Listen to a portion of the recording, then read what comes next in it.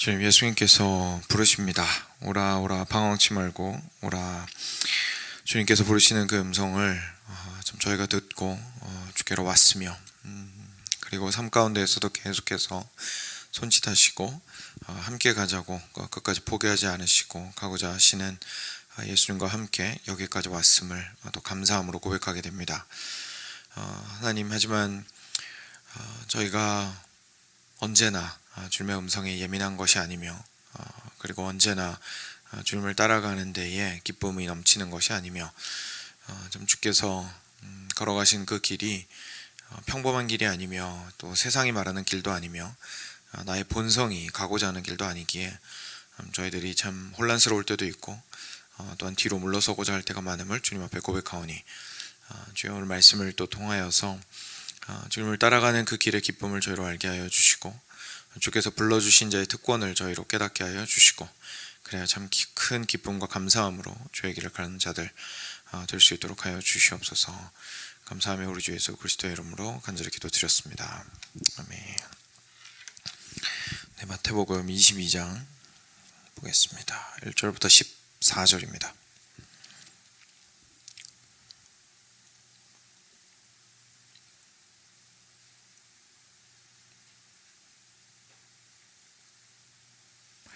네, 같이 교독하겠습니다. 제가 먼저 1절 읽겠습니다.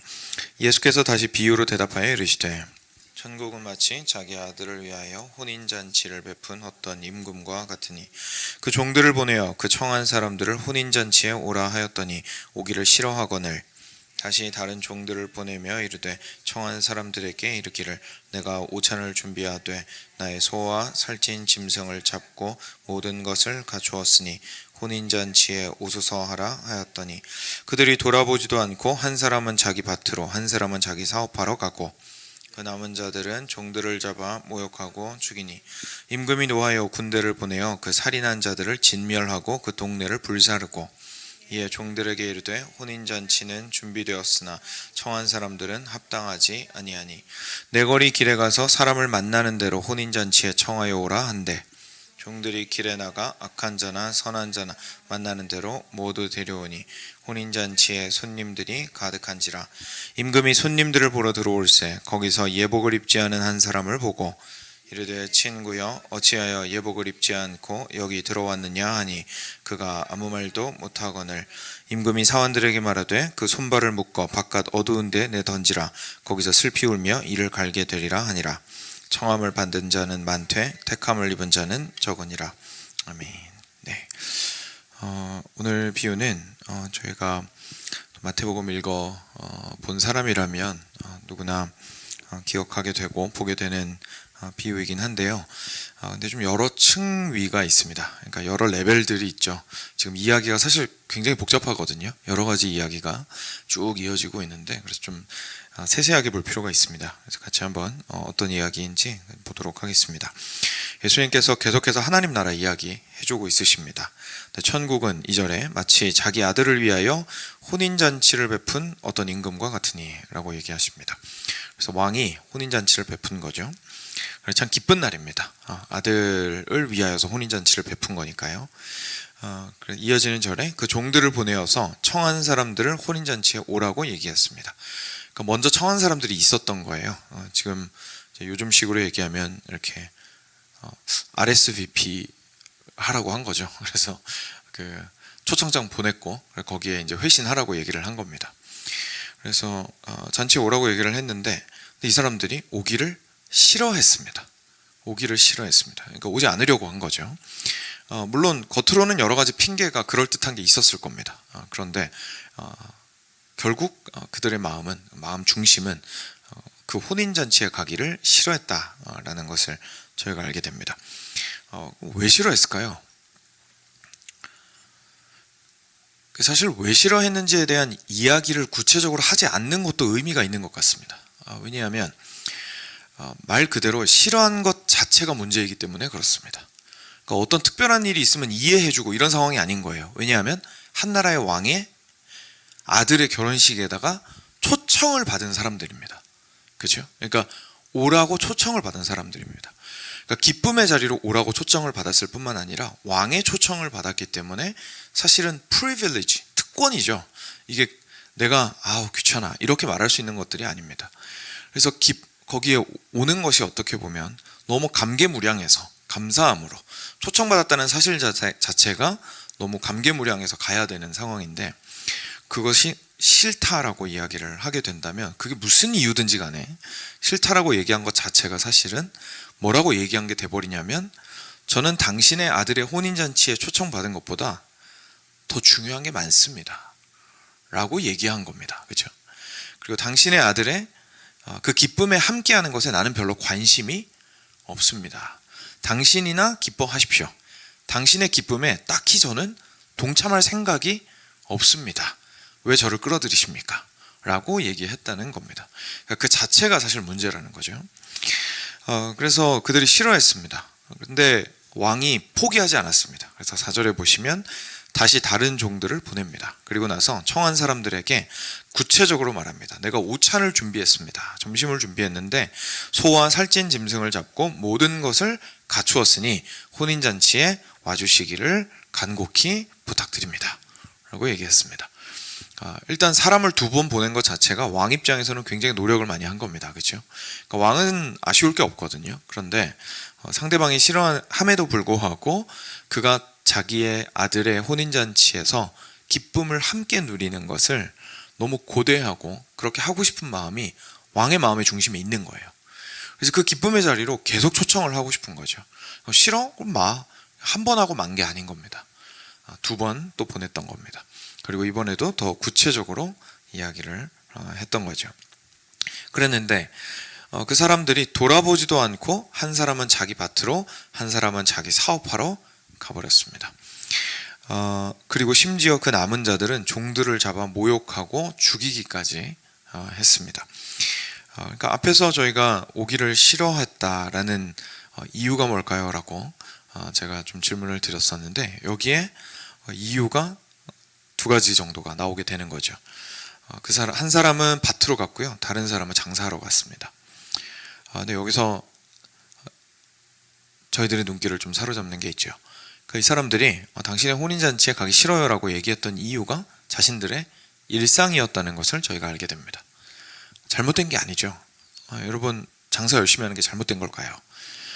공휴일이 있었어요. 근데 국가 공휴일이었어요. 그날 가게 열면 안 되는 겁니까? 그런 거 아니잖아요. 그렇죠? 그리고 밭으로 가서 열심히 일하고, 특히 추수 때라든지 파종식이라든지 한창 바쁜 시기에 밭에 나가서 성실하게 일하는 거, 밤이 맞도록 일하는 거 너무 귀한 겁니다. 그렇죠? 근데 이 사람들의 문제가 뭐였냐면 경중을 따지는 데 실패한 거죠.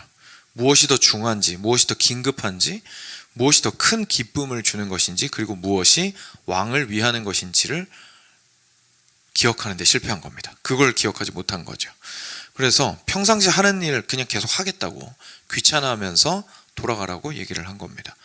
근데 그게 얼마나 싫었든지 이 사람들이 그냥 싫다고 말하고 끝난 게 아니라 적극적으로 그 혐오감을 표시를 하죠. 그래서 그 종들을 잡아다가 모욕을 주었습니다. 그리고 심지어 죽여버렸습니다. 그래서 임금이 노하여 군대를 보내게 됩니다. 그리고 그 살인한 자들이죠. 그 종들을 잡아 죽였잖아요. 그래서 살인한 자들을 진멸하고 동네를 불살라 버렸습니다. 결국 구약시대의 이야기를 지금 예수님께서 해주시고 있는 겁니다. 하나님께서는 이스라엘 백성들을 초청하셨습니다. 그죠? 이스라엘 백성들을 초청하셨습니다. 하나님께서 먼저 초청하신 거거든요. 그리고 그 초청 받았다라는 사실은 사실 친구랑 약속 잡은 게 아니죠. 친구랑 약속 잡았다고 착각하면 안 되죠.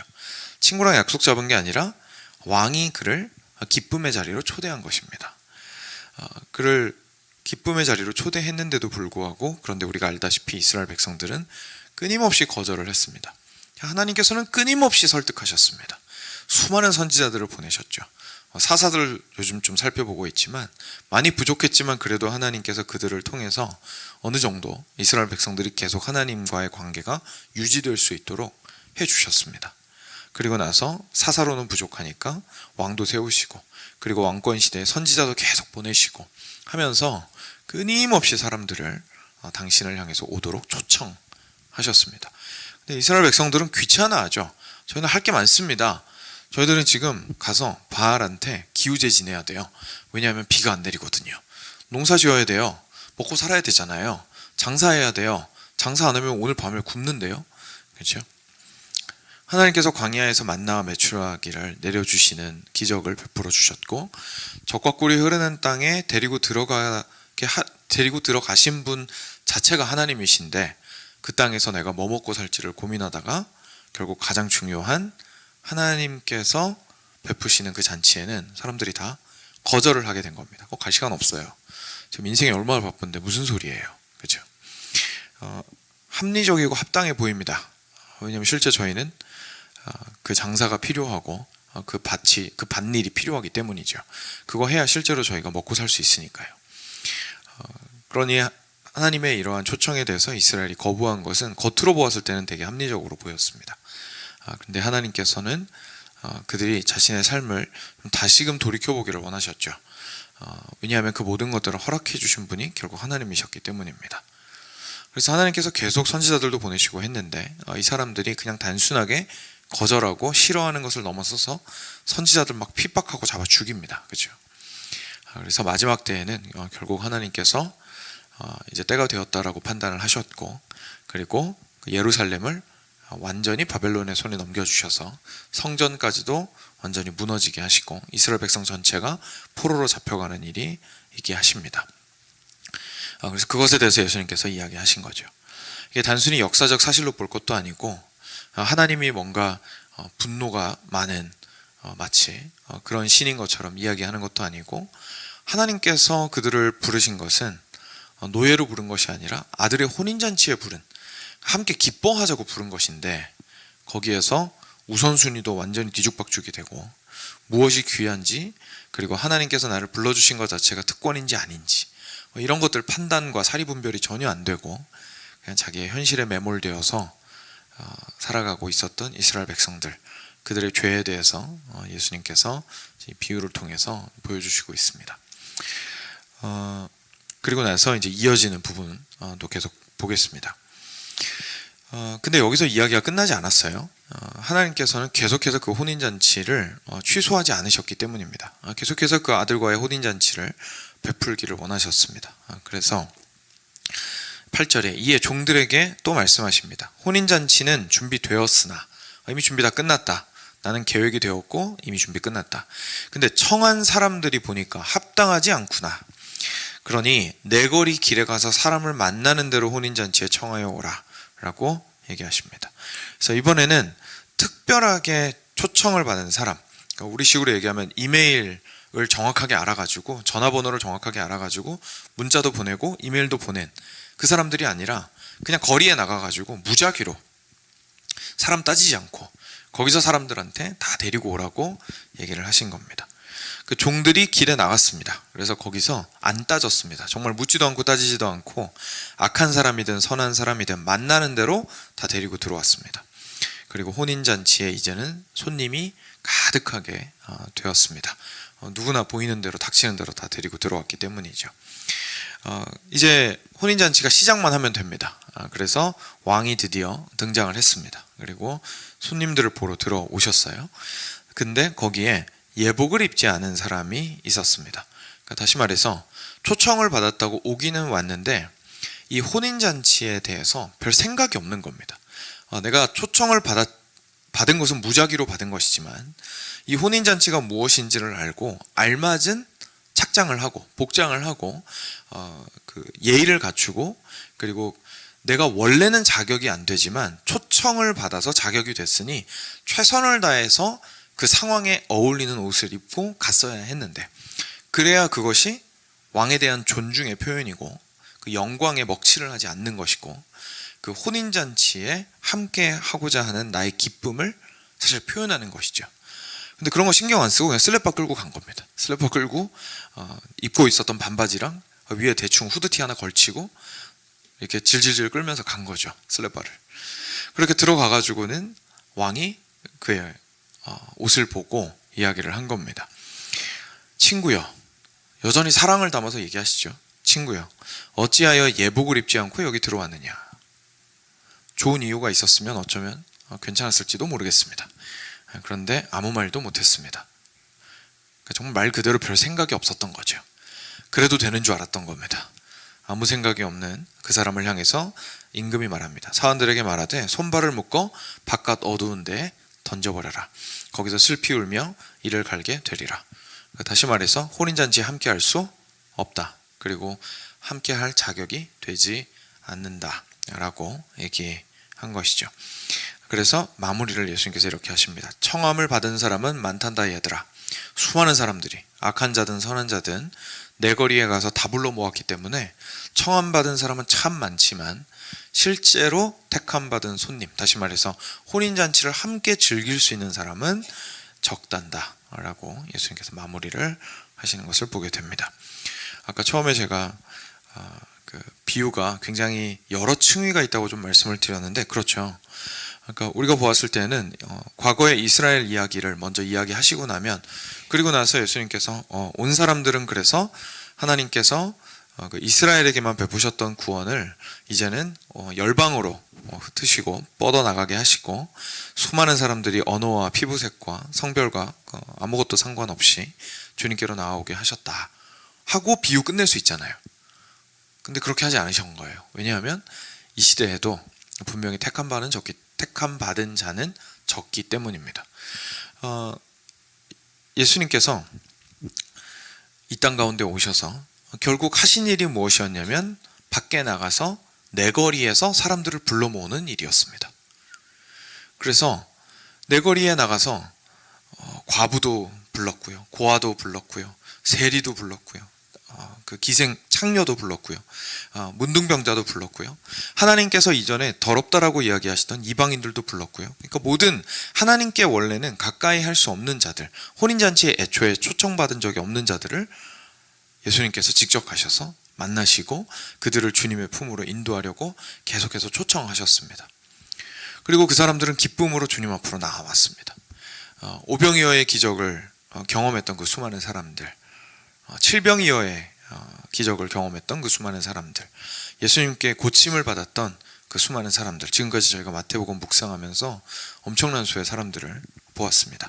요한복음에서 보는 것처럼 심지어 바리새인 중에도 예수님이 궁금하고 또 사랑하고 싶어서 찾아왔던 니고데모 같은 사람들도 있었습니다.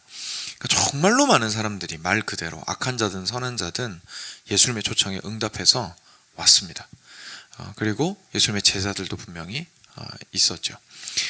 그런데 마태복음 분명히 우리한테 이야기를 합니다. 그렇게 초청받은 사람들은 초청받은 사람이기에 그 초청받은 사람으로서의 합당하게 해야 될 일을 해야 한다고 마태복음은 지금까지 줄창 얘기해 왔습니다. 열매를 맺어야 된다는 거죠. 열매를 맺어야 된다는 거죠. 하나님께서 그들을 초청하셨을 때에 물론 첫 번째 우리에게 입혀주시는 옷은 그리스도의 옷이지만, 결국 그 그리스도의 옷을 입었다라는 것을 우리가 드러내기 위해서는 우리가 열매 맺는 삶이 없다면 결국은 그것을 증명할 길은 없습니다. 그래서 예수님께서 계속해서 마태복음에서 말씀하신 것은 그 열매를 통하여 나무를 알리라 라고 얘기를 하셨던 거죠. 삶 가운데에서 거룩한 열매가 나오지 않는데 어떻게 그 뿌리에 거룩함이 있다는 것을 보여줄 수 있겠느냐라고 얘기하신 거예요. 그것이 마치 옷을 입지 않고 그냥 슬리퍼 끌고 온 거랑 마찬가지라는 거죠. 거기에 와서 그가 당연히 내가 여기에 초청을 받았으니 마땅히 여기에서 대접받고 맛있는 거 친구들이랑 같이 먹고 내가 평소에 파티하던 대로 파티하고 왕의 잔치에 초청받았다고 자부심도 좀 느끼고 할 수 있으리라고 생각한 것 자체가 얼마나 큰 착오였는지를 예수님께서 말씀해 주시는 겁니다. 혼인잔치는 말 그대로 혼인잔치입니다. 그리고 왕의 아들의 혼인잔치입니다. 그 성격이 변하지 않습니다. 구약시대 때 하나님께서 베푸셨던 그 잔치, 이스라엘 백성들을 초청해서 함께 누리고자 하셨던 것, 요즘 저희가 성경은 드라마다 시리즈를 통해서 좀 에덴에 대해서 조금 생각을 많이 해보고 있는데 매번 언급을 좀 하고 있죠. 그 표현을 빌리자면 결국은 에덴을 회복하시기 위해서, 그렇죠? 하나님께서 다시금 하나님과의 그 긴밀한 관계 가운데로 초청하시기 위해서 이스라엘 백성들을 부르셨던 거고요.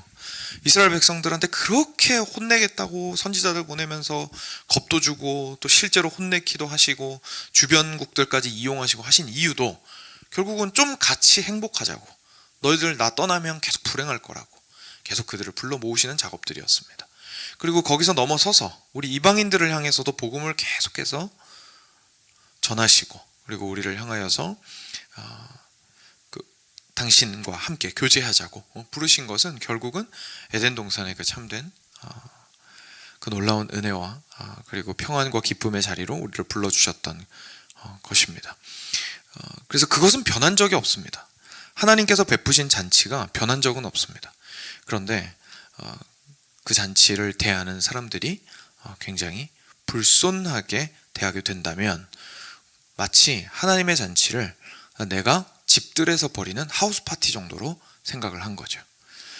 내가 초청받은 것이 하나님의 아들의 혼인잔치라는 생각을 하는 게 아니라 평소에 내가 실제로 슬리퍼 신고 후드티 입고 같이 칵테일 마시면서 친구들이랑 아무 얘기나 해도 되는 하우스 파티 정도로 생각을 하고 온 겁니다. 그 귀중함과 그 놀라움을 알지 못한 거죠. 평소에 살면서 변한 것이 없었습니다. 그리고 그것에 대해서 하나님께서는 분명히 책망하시는 것을 보게 됩니다. 여기에 우리가 정말로 조심해야 되는 점, 경계를 받아야 되는 점이 있습니다. 우리는 하나님께서 모두에게 문을 열어주셨다고 해서 초청받고 오면 된다고 생각하는 경향이 굉장히 강하게 있습니다.